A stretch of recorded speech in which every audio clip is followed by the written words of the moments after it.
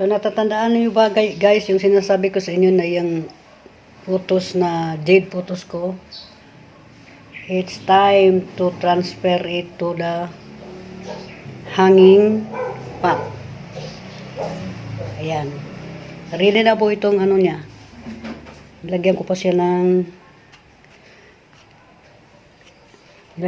ng mataba na soil. Ano yan? Mix yan siya guys. Ayan. So, time ko na itong ililipat. Ayan na po siya. O, diba? Mataba na siya dito. Pero yung ano, itong Photos and Joy, as is lang siya. Ayan na siya. Linisan ko na lang yung bato. Hugasan ko muna yung bato at papalitan ng tubig at ililipat ko. Sandali. So, dito ngayon guys, harapan nyo yung pot. Nilagyan ko na siya ng soil. Yung soil niya is yung ano na talaga, yung mataba. Yan po. Kailangan talaga ng mataba. At ito yung sabi ko sa inyong jade photos. So, today, ililipat ko na siya dito. Ayan. Bubunutin ko siya ng dandahan. Ayan po. Kita niyo yan. Daming ugat. So, ilalagay lang natin dito siya. Ililibing natin. Kasi buhay na to eh. Ayan. Diyan ka na. Lipat ka na. Diyan ka na. Lipat ka na. Ang ating jade photos. Ayan. At saka yung isa. Ayan. Kita ninyo guys. May ugat na din yan. So, ayan uli. Ilagay natin dito. At mabuhay na ito agad. At huwag mong lagyan ng tubig. Kasi yung, yung lupa niya is mataba na at saka moist pa. Ayan. Ayan, nalipat na siya guys. Ayan. So, ito na ngayon ang aking jade photos. At ito naman yung sa kabila. Ayan. Huhugasan ko lang to at papalitan ko ng ibang photos.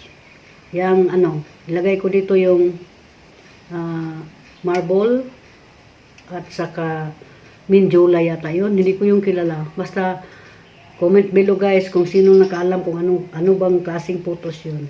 O, ayan. At ito, ilagay mo ito sa isang area, ihahang ito sa area na hindi talaga yan siya anong tawag dito? Hindi siya mamove. Ayan. Huwag mo munang diligan. So, ayan ang jade photos ko. Okay guys, nandito na tayo ngayon sa water planting natin.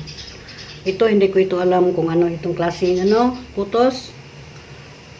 Ito ba, Minjula ba? Or ito ba yung talagang Queen Marble? Hindi ko alam. Kasi nga, kamukha din siya nito. Pero iba ito, ibang stripes niya di ba? Ito yata yung Queen Marble.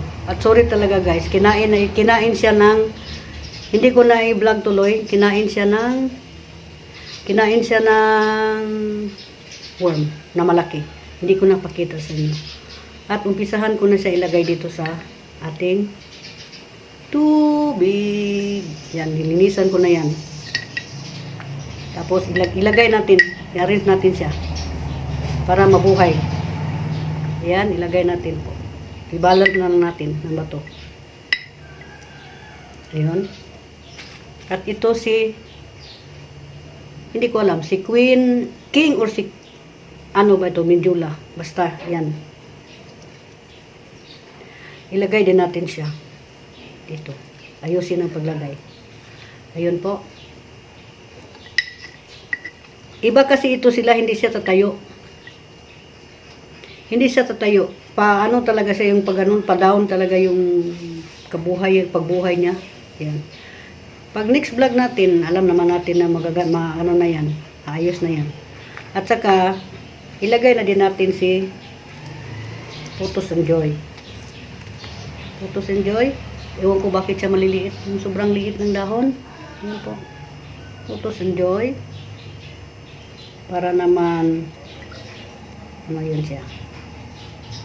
Basta nilagyan ko na siya ng tubig. Pero dagdagan ko pa ng tubig. Ayan. Ibabalance mo lang talaga siya guys ha. Ayan. Saka itong isa.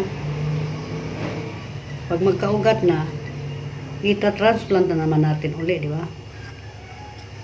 Oh. Bilis lang yan guys. Basta mabuhay lang yan sila dyan. Pag ano na, i-vlog ko siya ulit.